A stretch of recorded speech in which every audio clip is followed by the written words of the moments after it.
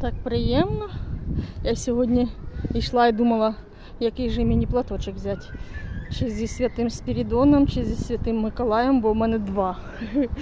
І так, ну, перший, який лежав, той попався мені Святого Миколая. І так цікаво, виходила з автобуса, так трішки пройшла і вже майже до храму дійшла. О, у мене якраз, бачите, такого ж кольору хусточка. І назустріч мені ікона Святого Миколая. От так. Так що, бачите, як не все так просто. Дякую, Святий Миколай, що ти мене зустрічаєш так, в таке свято. Ще раз вас усіх зі святом. Эх, красота. Хорошо, що я тоді купила собі. Ой, Барі. Ой, це я.